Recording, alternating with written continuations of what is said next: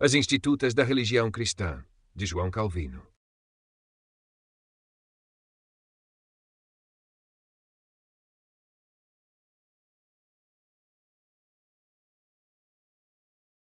Porque ele se considera grosseiramente insultado pelos ímpios, que se vangloriam de sua aliança enquanto continuam a desonrar seu nome sagrado. Por isso ele se queixa em Isaías: este povo se aproxima de mim com a boca, mas tem o coração longe de mim. Ele não restringe isso apenas à oração, mas afirma sua aversão à hipocrisia em todos os ramos de seu culto, que é o significado desta passagem em Tiago. Pedis e não recebeis, porque pedis mal, para consumi-lo em vossos prazeres. É verdade, de fato, como veremos novamente em breve, que as orações dos fiéis não dependem de sua dignidade pessoal, mas isso não anula a admoestação de João.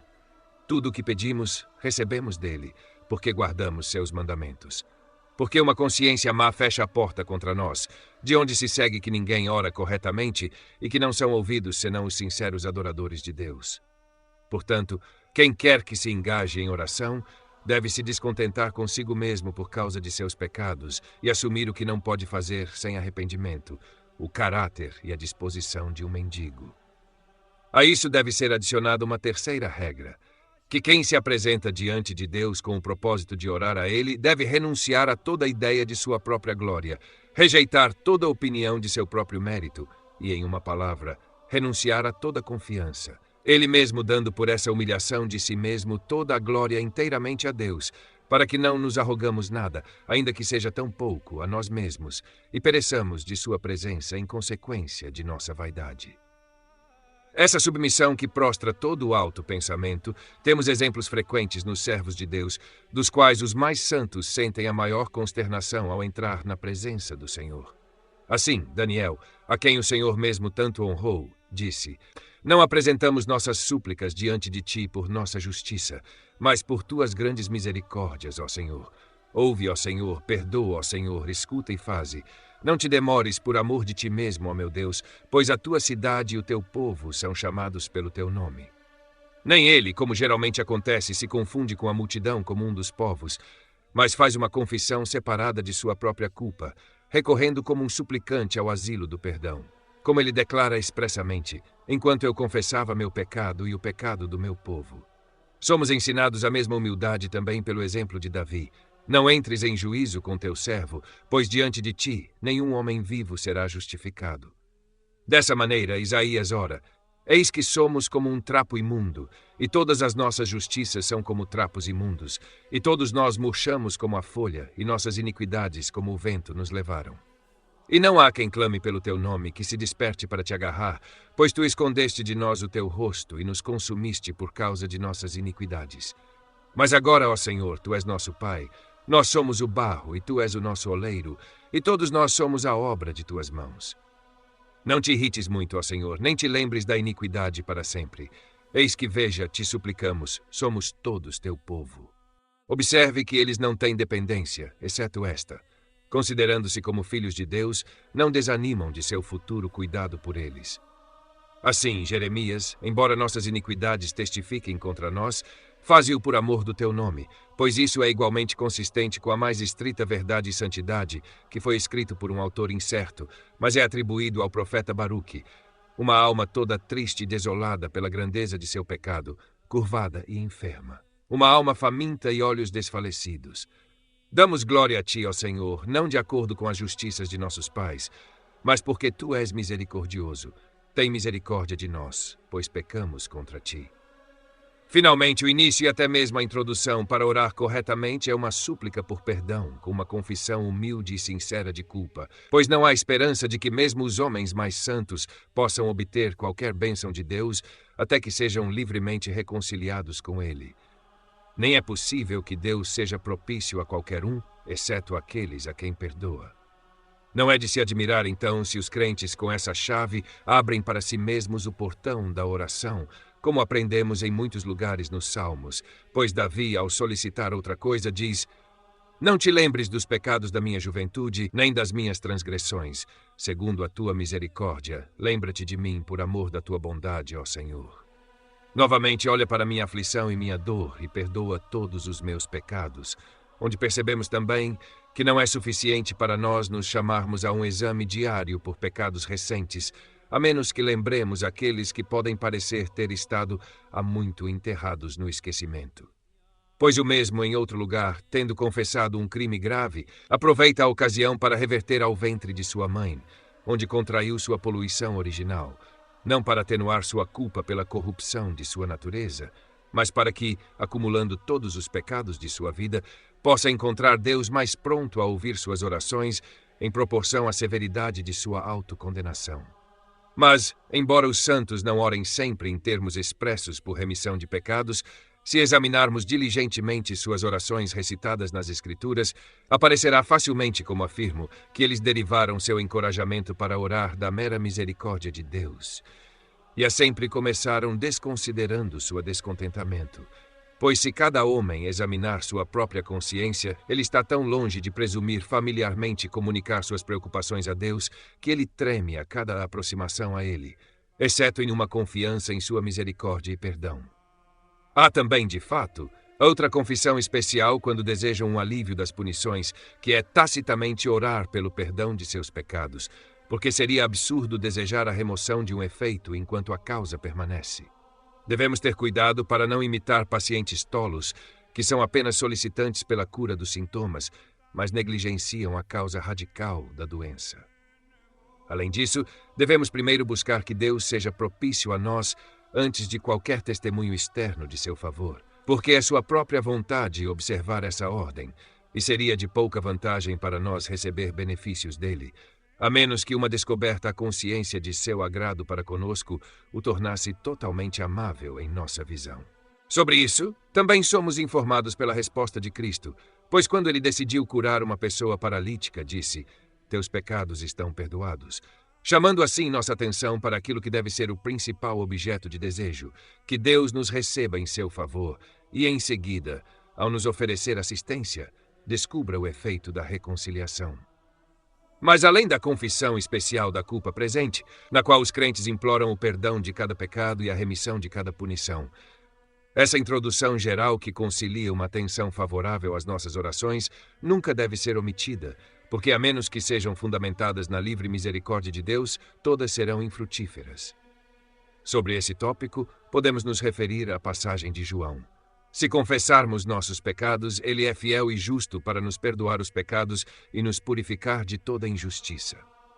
Portanto, sob a lei, as orações devem ser consagradas por uma expiação de sangue para torná-las aceitáveis e para lembrar ao povo que eram indignos de um privilégio tão grande e honroso. Até que sejam purificados de suas poluições, devem derivar confiança na oração da mera misericórdia de Deus. Mas quando os santos às vezes parecem insistir em sua própria justiça como um argumento em suas súplicas a Deus, como quando Davi diz: "Preserva minha alma, pois sou santo", e Ezequias: "Eu te imploro, ó Senhor, lembra-te agora de como andei diante de ti em verdade e fiz o que é bom aos teus olhos." Seu único objetivo em tais modos de expressão é, a partir de sua regeneração, provar a si mesmos que são servos e filhos de Deus, a quem ele declara que será propício. Ele nos diz pelo salmista, como já vimos, que seus olhos estão sobre os justos e que seus ouvidos estão abertos ao seu clamor. E novamente pelo apóstolo, que tudo o que pedimos recebemos dele, porque guardamos seus mandamentos, nos quais ele não determina o valor da oração de acordo com o mérito das obras, mas pretende, por meio deles, estabelecer a confiança daqueles que são conscientes de sua própria integridade e inocência, como todos os crentes devem ser. Pois a observação em João feita pelo cego que recebeu a vista, de que Deus não ouve os pecadores, é um princípio da verdade divina. Se entendermos a palavra pecadores na acepção comum das Escrituras, para significar aqueles que estão todos adormecidos e contentes em seus pecados, sem qualquer desejo de justiça, uma vez que nenhum coração pode jamais romper em uma invocação sincera a Deus sem estar acompanhado de aspirações pela piedade. Portanto, a essas promessas correspondem aquelas declarações dos santos nas quais introduzem a menção de sua própria pureza ou inocência, para que possam experimentar uma manifestação para si mesmos do que deve ser esperado por todos os servos de Deus. Mas, além disso, Eles geralmente são encontrados no uso desse tipo de oração quando, diante do Senhor, comparam-se com seus inimigos, dos quais desejam que ele os livre. Agora, nessa comparação, não devemos nos surpreender se eles apresentarem sua justiça e simplicidade de coração para prevalecer sobre ele pela justiça de sua causa, a fim de obter assistência mais pronta. Portanto, não objetamos ao coração piedoso de um bom homem fazer uso, diante do Senhor, da consciência de sua própria pureza para sua confirmação nas promessas que o Senhor deu para a consolação e apoio de seus verdadeiros adoradores, mas desejamos que sua confiança de sucesso seja independente de qualquer consideração de mérito pessoal e descanse unicamente na clemência divina. A quarta e última regra é que, assim prostrados com verdadeira humildade, devemos, no entanto, ser animados a orar pela certa esperança de obter nossos pedidos. É, de fato, uma aparente contradição conectar uma certa confiança no favor de Deus com um senso de sua justa vingança. Embora essas duas coisas sejam perfeitamente consistentes, se as pessoas oprimidas por sua própria culpa forem encorajadas unicamente pela bondade divina. Pois, como já afirmamos, o arrependimento e a fé, dos quais um aterroriza e o outro alegra, estão inseparavelmente conectados, assim sua união é necessária na oração. E esse acordo é brevemente expresso por Davi. Eu irei, diz ele, à tua casa, na multidão da tua misericórdia, e em teu temor adorarei em direção ao teu santo templo. Sob a bondade de Deus, ele compreende a fé, embora não a exclusão do temor, pois sua majestade não apenas exige nossa reverência, mas nossa própria indignidade nos faz esquecer todo orgulho e segurança e nos enche de medo. Não me refiro a uma confiança que liberta a mente de todo senso de ansiedade e a acalma em uma tranquilidade agradável e perfeita, pois tal satisfação plácida pertence àqueles cuja prosperidade é igual aos seus desejos, que não são afetados por nenhuma preocupação, corroídos por nenhum desejo e alarmados por nenhum medo. Os santos têm um estímulo igual para clamar a Deus quando suas necessidades e perplexidades os atormentam e inquietam. E eles estão quase desesperados em si mesmos até que a fé os alivie oportunamente. Porque, em meio a tais problemas, a bondade de Deus é tão gloriosa em sua visão que, embora gemam sob a pressão das calamidades presentes e também sejam atormentados pelo medo de maiores no futuro, ainda assim, a confiança nela alivia a dificuldade de suportá-las e encoraja a esperança de libertação. As orações de um homem piedoso, portanto, devem proceder de ambas essas disposições e também devem conter e descobrir ambas. Embora ele deva gemer sob os males presentes e esteja ansiosamente temeroso de novos, ao mesmo tempo deve recorrer a Deus como refúgio, não duvidando de sua prontidão em estender a assistência de sua mão, pois Deus está altamente irado com nossa desconfiança se suplicamos por bênçãos das quais não temos expectativa de receber. Portanto, não há nada mais adequado à natureza das orações do que elas sejam conformadas a esta regra, não avançar precipitadamente, mas seguir os passos da fé. A esse princípio, Cristo chama a atenção de todos nós na seguinte passagem: Eu vos digo que tudo o que pedirdes, crendo, recebereis. Isso ele confirma também em outro lugar: Tudo o que pedirdes em oração, crendo, recebereis. Com o que Tiago concorda. Se algum de vós tem falta de sabedoria, peça a Deus, que a todos dá liberalmente e nada lhes impropera, e lhes será dada. Mas peça em fé, nada duvidando. Ao opor a fé muito bem sua natureza. Igualmente digno de atenção é o que ele acrescenta, que não aproveita nada aqueles que clamam a Deus em perplexidade e dúvida, e estão incertos em suas mentes se serão ou não ouvidos, a quem ele até compara a ondas que são lançadas e agitadas pelo vento, de onde ele chama em outro lugar a oração legítima de oração da fé. Além disso, quando Deus afirma com tanta frequência que dará a cada homem segundo sua fé, ele implica que não podemos obter nada sem fé. Finalmente, é a fé que obtém tudo o que é concedido em resposta à oração. Esse é o significado daquela famosa passagem de Paulo, a qual homens imprudentes prestam pouca atenção. Como invocarão aquele em quem não creram, e como crerão naquele de quem não ouviram? Assim, a fé vem pelo ouvir, e o ouvir pela palavra de Deus, pois, por uma dedução regular da oração originada da fé, ele contende evidentemente que Deus não pode ser invocado sinceramente por ninguém, exceto por aqueles a quem sua clemência e bondade foram reveladas e familiarmente descobertas pela pregação do Evangelho. Essa necessidade nossos adversários nunca consideraram. Portanto, quando inculcamos nos crentes uma certa confiança de que Deus é propício e benevolente para com eles, eles nos consideram como promovendo a maior de todas as absurdidades. Mas se eles estivessem habituados à verdadeira oração, certamente entenderiam que não pode haver invocação adequada de Deus sem um forte senso da benevolência divina. Mas, uma vez que nenhum homem pode descobrir plenamente o poder da fé sem uma experiência dela em seu coração, que vantagem pode surgir de discutir com tais homens que provam claramente que nunca tiveram outra coisa senão uma vaidosa imaginação? Pois o valor e a necessidade daquela certeza que exigimos são aprendidos principalmente pela oração. E quem não percebe isso trai uma grande estupidez de consciência. Deixando então essa classe de mortais cegos, permaneçamos sempre pela decisão de Paulo, de que Deus não pode ser invocado senão por aqueles que recebem do Evangelho um conhecimento de sua misericórdia e uma certa persuasão de que ela está preparada para eles. Pois que tipo de invocação seria esta? Ó Senhor, estou verdadeiramente em dúvida se estás disposto a me ouvir, mas, uma vez que estou oprimido pela ansiedade, eu me refugio a ti para que, se eu for digno, tu possas me ajudar. Isso não se assemelha à solicitude dos santos cujas orações lemos nas Escrituras, nem é agradável ao ensino do Espírito Santo. O apóstolo que nos ordena a vir com ousadia ao trono da graça para que possamos encontrar graça e nos informa que temos adia e acesso com confiança pela fé em Cristo. Essa certeza de obter o que imploramos, portanto, que é tanto ordenada pelo próprio Senhor quanto ensinada pelo exemplo dos santos, nos incumbe manter firme com todas as nossas forças se quisermos orar com um bom propósito, pois essa oração é a única que é aceita por Deus, que surge, se posso usar a expressão, de tal presunção de fé e é fundamentada em uma inabalável certeza de esperança. Ele poderia de fato ter se contentado com a simples menção da fé. No entanto, ele não apenas acrescentou confiança, mas também forneceu essa confiança com liberdade ou ousadia para distinguir por esse critério, entre nós e os incrédulos, que de fato oram a Deus em comum conosco, mas totalmente em incerteza.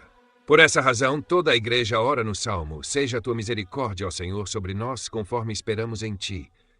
O salmista, em outro lugar, introduz a mesma ideia: isto eu sei, pois Deus é por mim.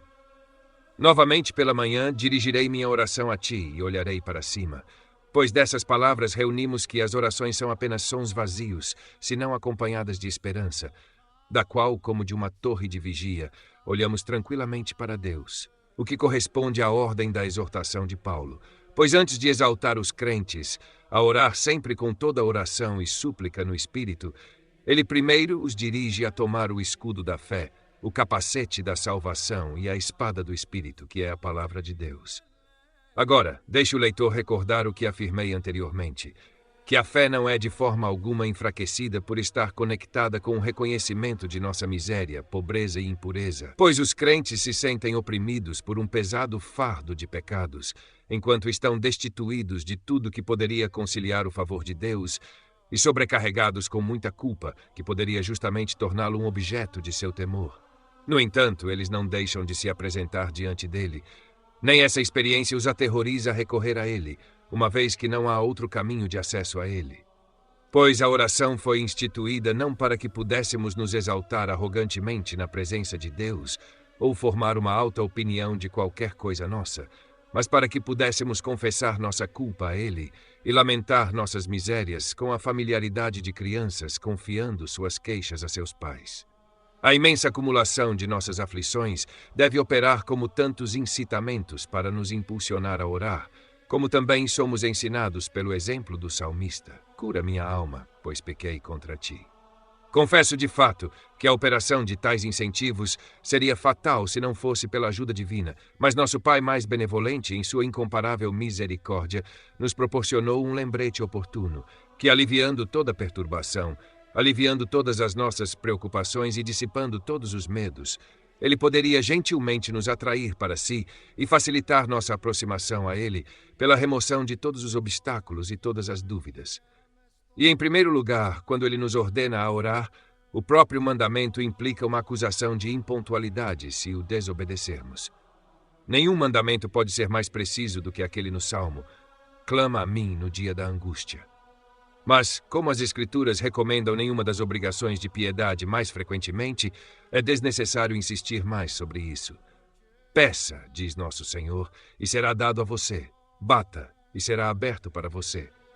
A este preceito, no entanto, também se anexa uma promessa que é muito necessária, pois embora todos os homens reconheçam que a obediência é devida a um preceito, a maior parte deles negligenciaria os chamados de Deus se ele não prometesse ser propício a eles, e até mesmo avançar para encontrá-los.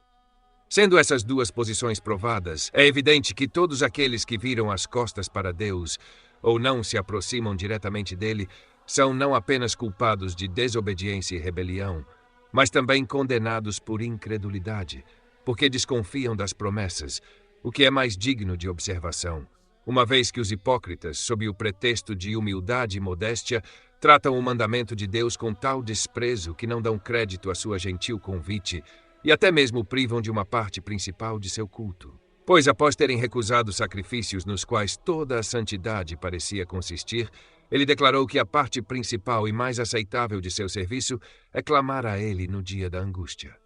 Portanto, quando ele requer o que é devido a ele e nos anima a uma obediência alegre, não há pretextos para desconfiança ou hesitação suficientemente plausíveis para nos desculpar. Os numerosos textos das Escrituras, portanto, que nos ordenam a clamar a Deus, são como tantos estandartes colocados diante de nossos olhos para nos inspirar confiança. Seria uma tolice correr para a presença de Deus sem um convite prévio dele. Ele abre um caminho para nós por sua própria palavra. Eu direi, é meu povo, e eles dirão, o Senhor é meu Deus. Vemos como ele guia seus adoradores e deseja que eles o sigam, e portanto não há razão para temer que a melodia que ele dita não seja agradável a ele. Lembremo-nos particularmente desse notável caráter de Deus, com base no qual superaremos facilmente todos os obstáculos. Ó tu que ouves a oração, a ti toda a carne virá, pois o que é mais amável ou atraente do que Deus ter esse caráter que nos assegura que nada é mais agradável à sua natureza do que conceder os pedidos dos humildes suplicantes. Daí o salmista conclui que o caminho está aberto não apenas para alguns, mas para todos os homens, porque ele se dirige a todos nestas palavras. Clama a mim no dia da angústia, eu te livrarei e tu me glorificarás. De acordo com essa regra, Davi, para obter seu pedido, apela à promessa que lhe foi dada. Tu, ó Senhor, revelaste ao teu servo, portanto teu servo encontrou em seu coração orar. Daí concluímos que ele teria ficado receoso se não tivesse sido encorajado pela promessa. Assim, em outro lugar, ele se fornece com esta doutrina geral. Ele cumprirá o desejo dos que o temem. Nos Salmos também podemos observar a conexão da oração, como que interrompida, e transições súbitas feitas às vezes para o poder de Deus, às vezes para a sua bondade e às vezes para a verdade de suas promessas.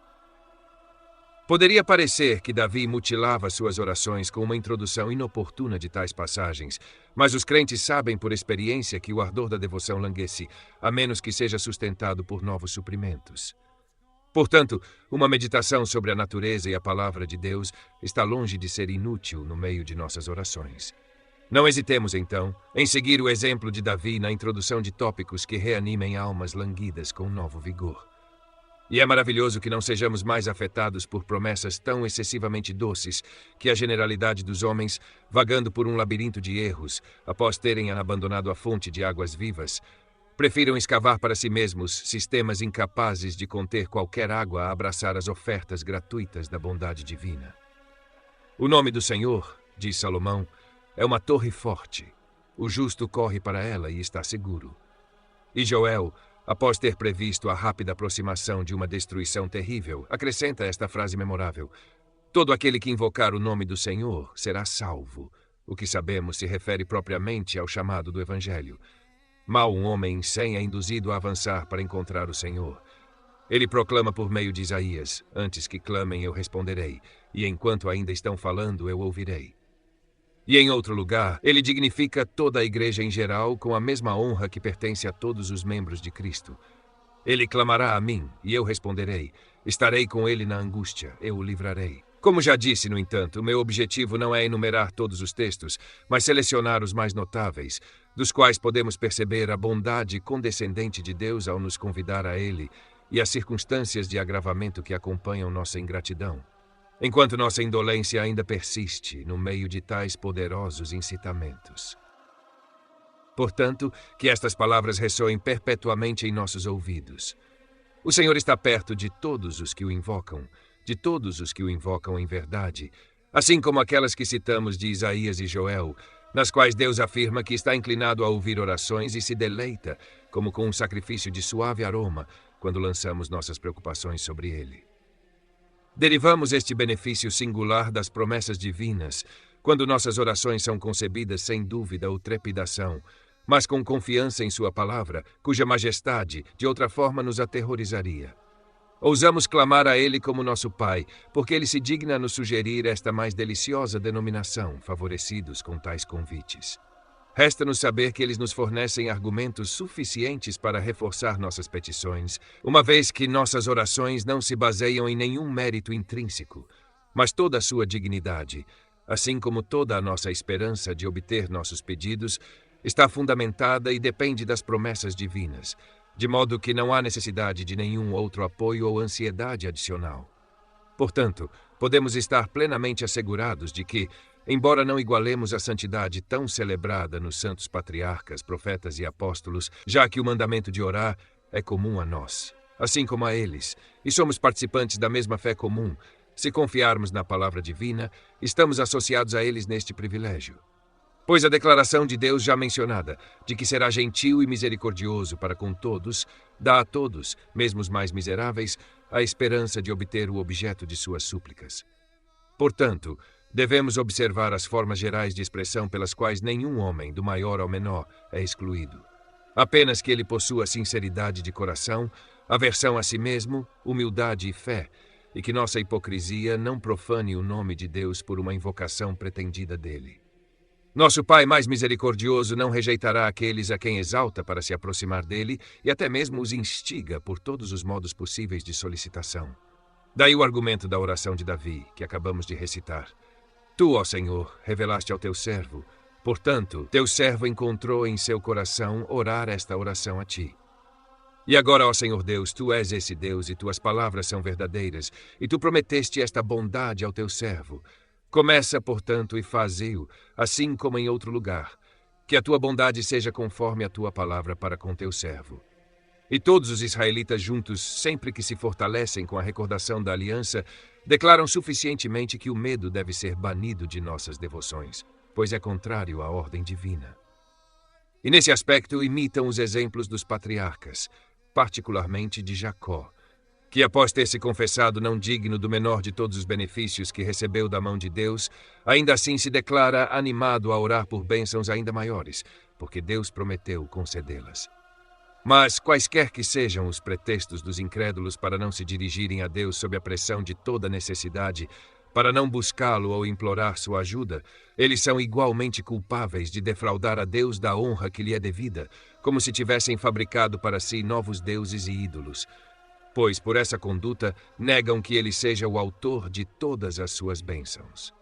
Pelo contrário, não há nada mais eficaz para livrar os crentes de qualquer escrúpulo do que esta consideração, que nenhum impedimento deve impedir sua ação de acordo com o mandamento de Deus, que declara que nada é mais agradável a ele do que a obediência. Essas observações tendem a elucidar mais plenamente o que afirmei anteriormente, que um espírito de ousadia na oração é perfeitamente consistente com o medo, a reverência e a solicitude, e que não há absurdo em Deus exaltar aqueles que estão abatidos. Isso estabelece uma excelente concordância entre essas formas de expressão aparentemente repugnantes. Tanto Jeremias quanto Daniel usam a frase «façam orações cair diante de Deus», pois assim está no original. Jeremias também diz «deixe nossa súplica cair diante de ti». Novamente, frequentemente se diz que os crentes levantam suas orações. Assim diz Ezequias ao solicitar que o profeta interceda por ele, e Davi deseja que sua oração suba como incenso. Pois, embora sob a persuasão do amor paternal de Deus, eles se entreguem alegremente à sua fidelidade e não hesitem em implorar a assistência que ele promete livremente, ainda assim não estão impudentemente exaltados com uma segurança descuidada, mas sobem pelos degraus das promessas, de tal maneira que continuam a ser suplicantes e humildes. Aqui várias questões são levantadas. As Escrituras relatam que o Senhor atendeu algumas orações que, no entanto, não surgiram de um coração calmo ou bem regulado. Jotão, por uma causa justa de fato, mas pelo impulso da raiva, ressentimento e vingança, dedicou os habitantes de Siquém à destruição que depois caiu sobre eles. O Senhor, ao cumprir essa maldição, parece aprovar tais desordens de paixão. Sansão também foi levado por fervor semelhante quando disse: Ó Senhor, fortalece-me para que eu me vingue dos filisteus. Pois, embora houvesse alguma mistura de zelo honesto, ainda assim era uma avidez violenta e, portanto, pecaminosa de vingança que predominava. Deus atendeu ao pedido, quando parece deduzível que orações não conformes às regras da palavra divina são, no entanto, eficazes. Respondo primeiro que uma regra permanente não é anulada por exemplos particulares. Segundo, que emoções particulares às vezes despertaram em alguns indivíduos, causando uma distinção entre eles e os homens em geral. A resposta de Cristo a seus discípulos, que de maneira inconsiderada desejavam emular o exemplo de Elias, de que não sabiam que espírito eram, é digna de observação. Mas devemos observar ainda mais que Deus nem sempre se agrada das orações que concede, mas que, no que diz respeito aos exemplos, há evidências inegáveis da doutrina das Escrituras de que ele socorre os miseráveis e ouve os gemidos daqueles que, sob a pressão da injustiça, imploram sua ajuda. Portanto, ele executa seus juízos quando as queixas dos pobres sobem a ele, embora sejam indignos da menor atenção favorável.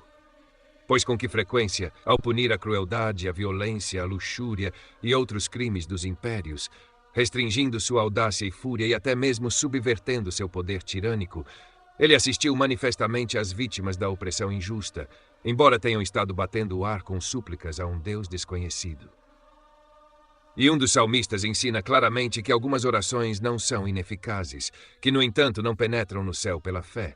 Pois ele reúne aquelas orações que a necessidade naturalmente extorque de incrédulos, assim como de crentes, mas às quais o evento mostra que Deus é propício. Ele, por tal condescendência, testifica que são aceitáveis a ele? Não. Ele pretende amplificar ou ilustrar sua misericórdia por esta circunstância de que até mesmo os pedidos dos incrédulos não são recusados, e da mesma forma, para estimular seus verdadeiros adoradores a uma maior diligência na oração, enquanto veem que até mesmo as lamentações dos profanos não ficam sem vantagem.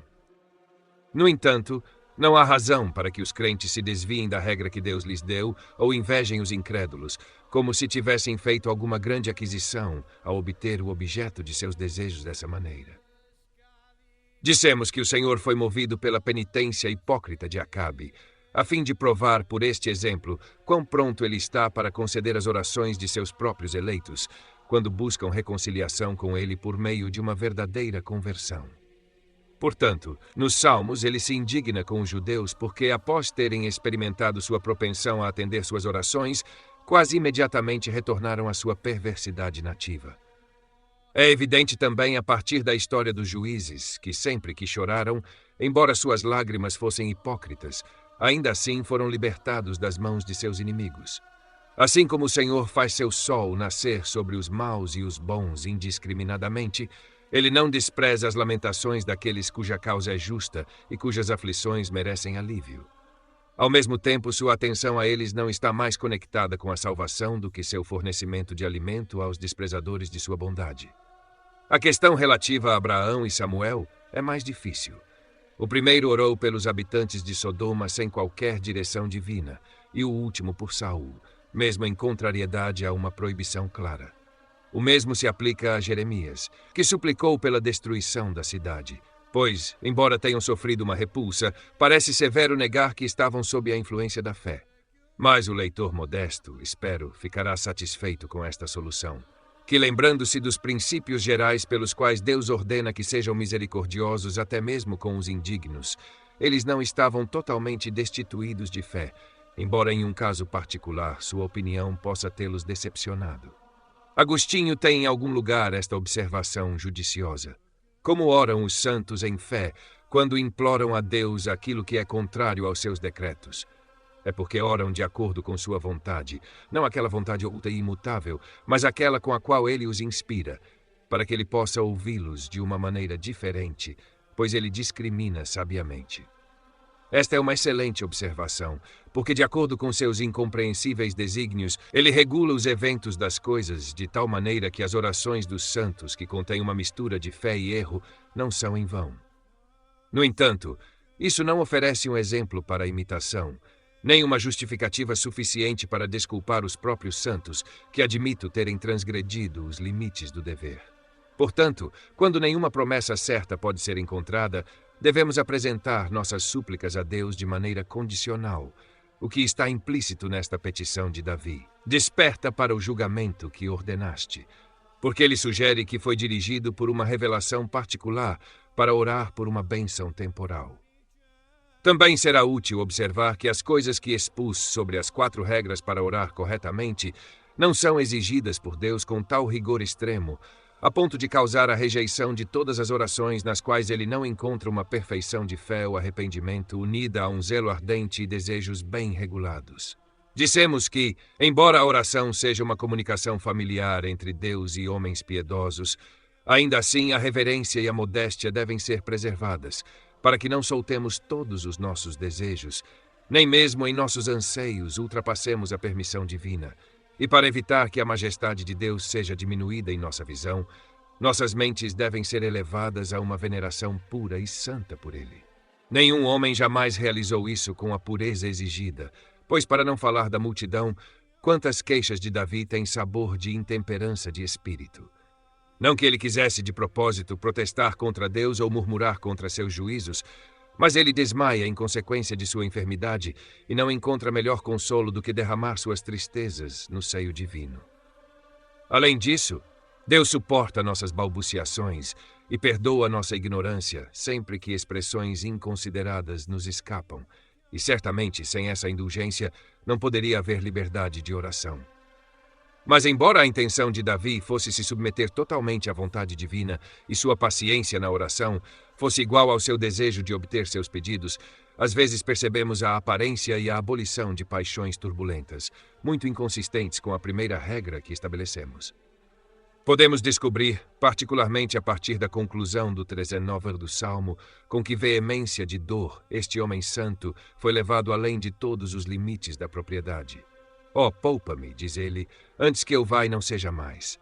Poder-se-ia estar pronto a dizer que o homem, estando em desespero, deseja nada além da remoção da mão de Deus, para que ele possa se purificar em suas próprias iniquidades e misérias.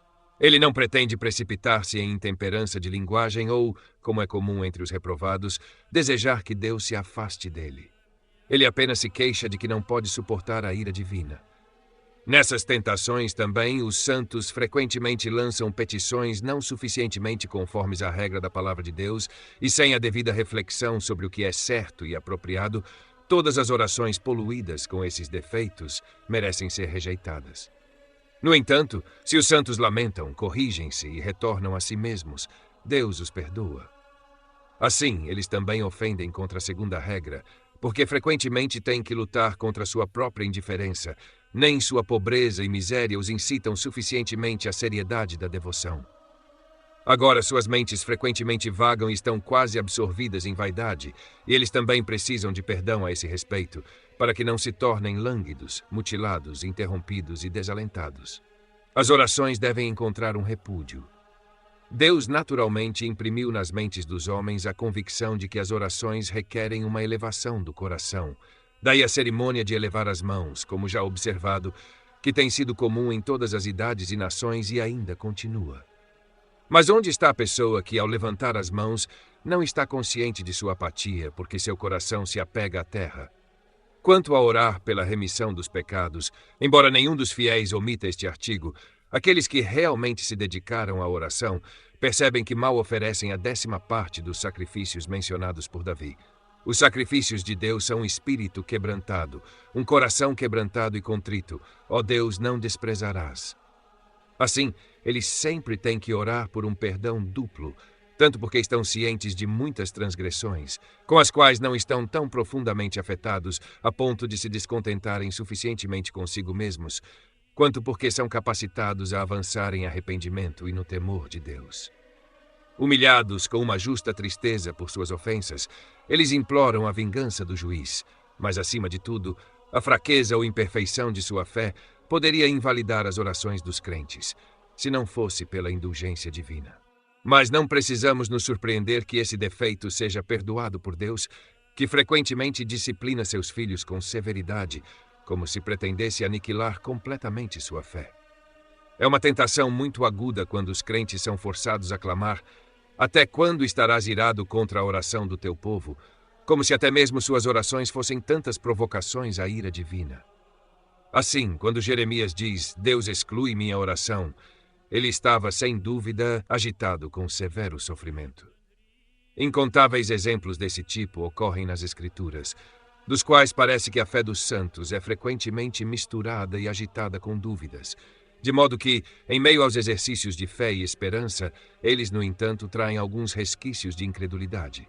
Mas uma vez que não podem alcançar tudo o que desejam, cabe a eles serem cada vez mais diligentes, a fim de que, corrigindo suas falhas, possam diariamente se aproximar mais da regra perfeita de oração e, ao mesmo tempo, considerarem que abismo de males devem ter sido lançados, que, mesmo em seus remédios, contraem novas doenças. Pois não há oração que Deus não desprezaria, justamente se não ignorasse as manchas com as quais todas estão deformadas.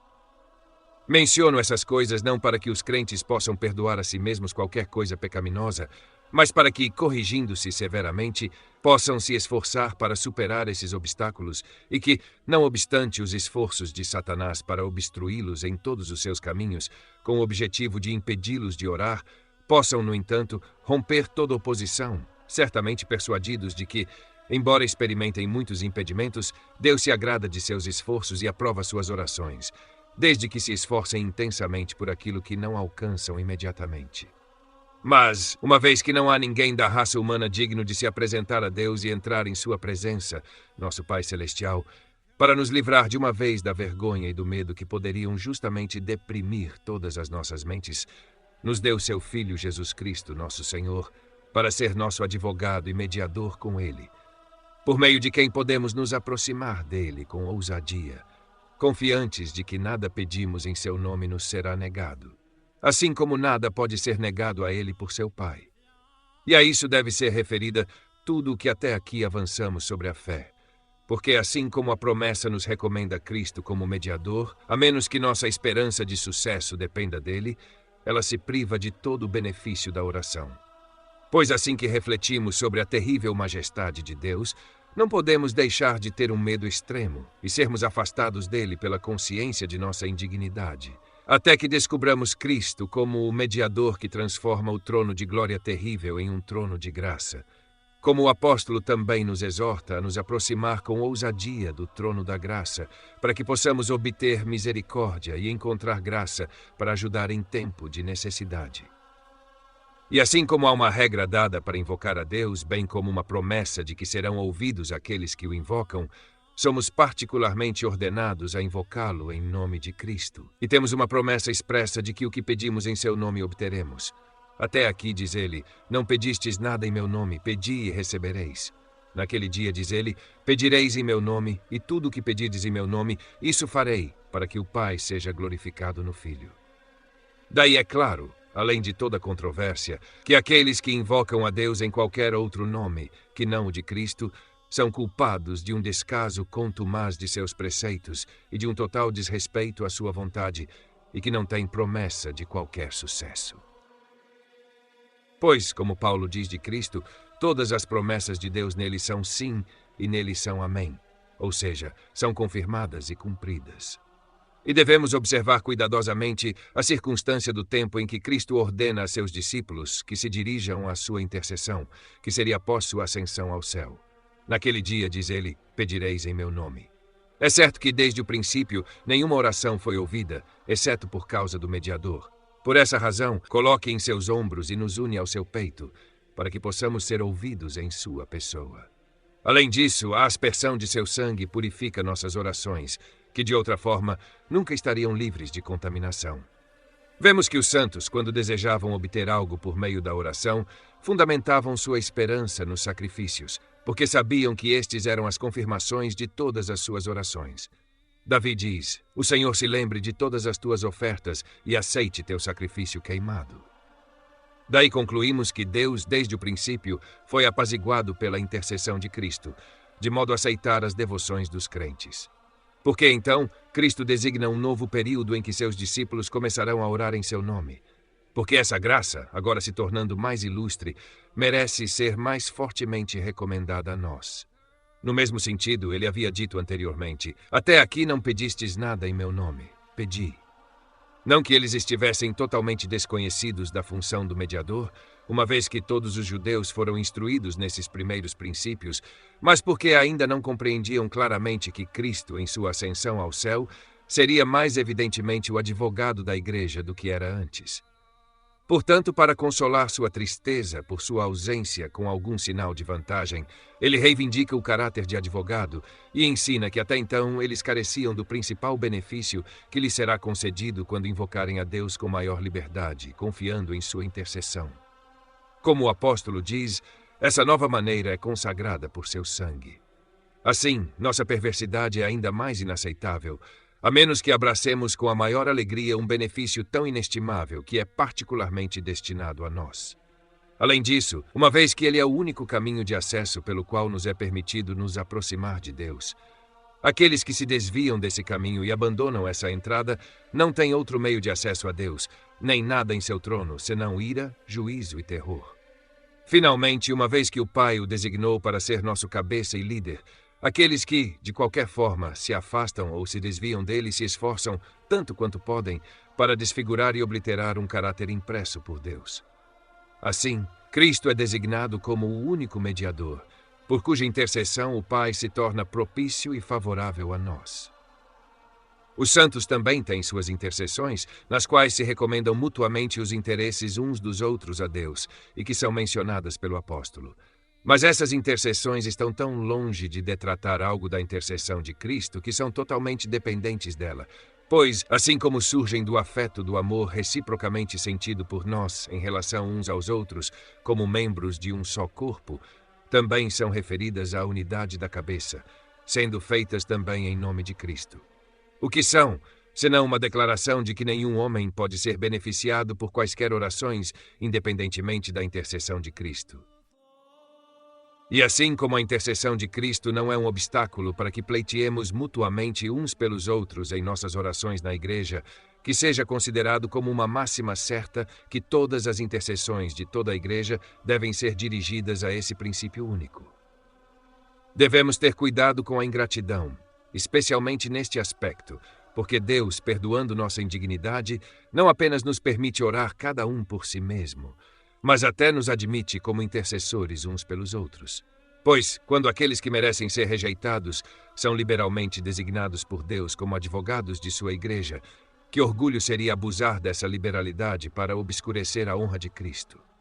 Agora, a cavalo dos sofistas, é bastante frívolo afirmar que Cristo é o mediador da redenção.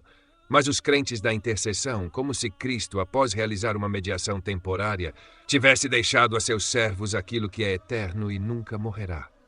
Aqueles que diminuem tão diminuta porção de honra dele, o tratam, sem dúvida, de maneira muito favorável. Mas as Escrituras, com a simplicidade da qual um homem piedoso, abandonando esses impostores, deve estar contente, falam de maneira muito diferente. Pois, quando João diz: se alguém pecar, temos um advogado junto ao Pai, Jesus Cristo, ele não quer dizer apenas que ele foi até aqui um advogado por nós, ou não atribui a ele uma intercessão perpétua. O que se pretende com a afirmação de Paulo de que ele está à direita de Deus e também faz intercessão por nós? E quando ele o chama em outro lugar de um único mediador entre Deus e os homens, ele não se refere às orações que mencionou logo antes. Pois, tendo afirmado primeiro que as intercessões devem ser feitas por todos os homens, ele imediatamente acrescenta, em confirmação de a ideia de que todos têm um só Deus e um só mediador, consistente com a explicação de Agostinho, quando ele se expressa assim: os homens cristãos, em suas orações, recomendam mutuamente uns aos outros a consideração divina. Aquele por quem ninguém intercede, enquanto ele intercede por todos, é o verdadeiro e único mediador. O apóstolo Paulo, embora seja um membro principal sob a cabeça, ainda assim, porque ele é um membro do corpo de Cristo e conhece o grande e verdadeiro sumo sacerdote da igreja, não entrou tipicamente nos recintos dentro do véu, no Santo dos Santos, mas verdadeiramente e realmente nos recintos interiores do céu, em um santuário não emblema, mas eterno. Paulo, recomenda-se às orações dos crentes, nem se faz mediador entre Deus e o povo, mas exorta todos os membros do corpo de Cristo a orarem mutuamente uns pelos outros, uma vez que os membros têm uma solicitude mútua uns pelos outros. E se um membro sofre, os demais se solidarizam com ele. Assim, as orações mútuas de todos os membros que ainda estão engajados nas labutas do estado presente devem ascender em favor uns dos outros ao cabeça que deu no céu e que é a propiciação pelos nossos pecados. Pois se Paulo fosse um mediador, os outros apóstolos também sustentariam o mesmo caráter, e assim haveria muitos mediadores, né? E o argumento de Paulo não poderia ser sustentado quando ele diz: pois há um só Deus e um só mediador entre Deus e os homens, o homem Cristo Jesus, em quem também somos um, se mantivermos a unidade do Espírito no vínculo da paz. Novamente, em outro lugar, ele diz: mas se você busca um sacerdote, ele está acima dos céus, onde agora intercede por você que morreu por você na terra. Contudo, não sonhamos que ele intercede por nós em uma prostração suplicante aos pés do Pai, mas compreendemos, com o apóstolo, que ele aparece na presença de Deus por nós, de tal maneira que a virtude de sua morte serve como uma intercessão perpétua por nós. De modo que, tendo entrado no santuário celestial, ele continuamente, até a consumação de todas as coisas, apresenta a Deus as orações de seu povo, que permanecem, por assim dizer, à distância no pátio, em relação aos santos que estão mortos na carne, mas vivem em Cristo. Se atribuirmos alguma intercessão a eles, não devemos imaginar que tenham qualquer outro modo de orar a Deus, senão por Cristo, que é o único caminho, ou que suas orações são aceitas por Deus em qualquer outro nome. Portanto, uma vez que as Escrituras nos chamam de todos os outros a Cristo somente, e uma vez que é a vontade de nosso Pai Celestial reunir todas as coisas nele, seria uma prova de grande estupidez, para não dizer insanidade, ser tão desejoso de procurar e obter admissão pelos santos a ponto de ser seduzido dele, sem o qual eles mesmos não têm acesso. Mas isso tem sido praticado em algumas épocas e agora é praticado onde o papado prevalece. Quem pode negar que seus méritos são frequentemente impostos para conciliar o favor divino e, em geral, Cristo é totalmente negligenciado e Deus é abordado por meio de seu nome? Não é isso transferir a eles o ofício de intercessão exclusiva, que afirmamos anteriormente ser peculiar a Cristo. Novamente, quem, seja anjo ou demônio, já pronunciou a qualquer um da raça humana uma sílaba sobre tal intercessão como eles pretendem? Pois as Escrituras são perfeitamente silenciosas a respeito de qualquer coisa desse tipo. Que razão, então, havia para sua invenção? Certamente, quando a mente humana busca assim assistências para si mesma, nas quais não é autorizada pela palavra de Deus, ela evidentemente traz sua falta de fé. Agora, se apelarmos às consciências de todos os defensores da intercessão dos santos, descobriremos que a única causa disso é uma ansiedade em suas mentes, como se Cristo pudesse falhar em sucesso ou ser muito severo nesse assunto, pela qual perplexidade eles, em primeiro lugar, desonram Cristo e o roubam do caráter de único mediador, que, como foi dado pelo Pai, como sua prerrogativa peculiar, não deve, portanto, ser transferido a nenhum outro. E por essa mesma conduta, obscurecem a glória de sua natividade e frustram o benefício de sua cruz. Em uma palavra, eles despojam e defraudam Cristo do louvor que lhe é devido por todas as suas ações e todos os seus sofrimentos, uma vez que o fim de tudo isso é que ele possa realmente ser e ser considerado o único mediador. Ao mesmo tempo, rejeitam a bondade de Deus, que se apresenta como seu Pai, pois ele não é pai para eles, a menos que reconheçam Cristo como seu irmão, o que eles claramente negam, a menos que se considerem o objeto de seu afeto fraternal, do qual nada pode ser mais brando ou terno. Portanto, as Escrituras o oferecem a nós sozinhos, nos enviam a ele e nos fixam nele. Ele diz: Ambrósio é nossa boca, com a qual nos dirigimos ao Pai, nosso olho pelo qual contemplamos o Pai, nossa mão direita pela qual nos apresentamos ao Pai, sem cuja mediação nem nós nem qualquer um dos santos temos a menor comunicação com Deus. Se eles responderem que as orações públicas nas igrejas são concluídas por esta afirmação, por Cristo, nosso Senhor, é um subterfúgio frívolo, porque a intercessão de Cristo não é menos profanada quando é confundida com as orações e méritos dos mortos do que se fosse totalmente omitida e os mortos mencionados sozinhos. Além disso, em todas as suas litanias, tanto em verso quanto em prosa, onde toda a honra é atribuída aos santos mortos, não há menção de Cristo. Mas sua tolice atinge tal ponto que temos aqui uma visão marcante do gênio da superstição, que, uma vez que se despediu das rédeas, não coloca limites gerais às suas excursões. Pois depois que os homens começaram a considerar a intercessão dos santos, gradualmente deram a cada um seus atributos particulares, de modo que às vezes um, às vezes outro, poderia ser invocado como intercessor, de acordo com a diferença dos casos. Então escolheram cada um seu santo particular, a cuja proteção se entregaram como a deuses tuteladores. Assim não apenas estabelecem, como o profeta acusou antigamente Israel, deuses de acordo com o número de suas cidades, mas até mesmo de acordo com a multidão de pessoas. Mas, uma vez que os santos referem todos os seus desejos unicamente à vontade de Deus e a observam e se conformam a ela, deve-se ter pensamentos tolos, carnais e até mesmo degradantes sobre aqueles que lhes atribuem qualquer outra oração que não seja aquela em que oram pela vinda do reino de Deus, muito distante do que pretendem a seu respeito, que cada um deles está disposto, por um efeito privado, a considerar mais particularmente seus próprios adoradores. Por fim, multidões caíram até em horrível sacrilégio ao invocá-los não como promotores subordinados, mas como agentes principais em sua salvação. Veja como os miseráveis mortais caem baixo quando se desviam de sua posição legítima. A palavra de Deus, omito as monstruosidades mais grosseiras da impiedade, pelas quais, embora as tornem detestáveis a Deus, aos anjos e aos homens, ainda assim não sentem nem vergonha nem tristeza. Prostrados, mas diante da estátua ou imagem de Bárbara, Catarina e outros, murmuram, Pai Nosso. Essa loucura, os pastores estão tão longe de tentar remediar ou restringir que, atraídos pelos encantos de Luca, a aprovam e aplaudem. Mas embora tenha afastar de si o ódio de um crime tão vil, que defesa apresentarão para isso?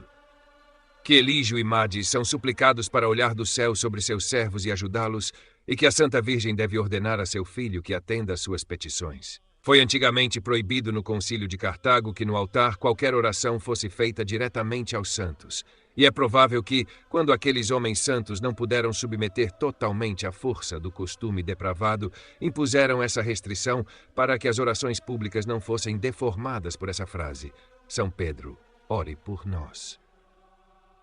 Mas até que ponto de absurda diabólica eles avançaram, que não hesitam em transferir aos mortos o que pertence exclusivamente a Deus e a Cristo? Mas quando tentam fazer essa intercessão parecer fundamentada na autoridade das Escrituras, trabalham em vão. Frequentemente lemos, dizem eles, sobre as orações dos anjos, e não apenas isso, mas as orações dos crentes são ditas serem levadas por suas mãos à presença de Deus. Mas, se quisessem comparar os santos falecidos aos anjos, deveriam provar que são os espíritos ministrantes que são delegados para supervisionar os assuntos de nossa salvação, cuja província é nos guardar em todos os nossos caminhos, que nos cercam, que nos aconselham e confortam, que vigiam sobre nós, todos os quais ofícios são confiados aos anjos, mas não aos santos falecidos. Como é absurdo incluir os santos mortos com os anjos, isso se revela plenamente a partir de tantas funções diferentes pelas quais as Escrituras distinguem uns dos outros. Nenhum homem presumirá, sem permissão prévia, atuar como advogado diante de um juiz terreno. De onde, então, têm os vermes tanta licença para se impor a Deus como intercessores, aqueles que não estão registrados como tendo sido designados para esse ofício? Deus se agradou em designar os anjos para atender à nossa salvação. Daí eles frequentam as assembleias sagradas, e a igreja é para eles um teatro no qual admiram a sabedoria variada e múltipla de Deus. Aqueles que transferem a outros o que é peculiar a eles, certamente confundem e pervertem a ordem estabelecida por Deus, que deve ser inviolável.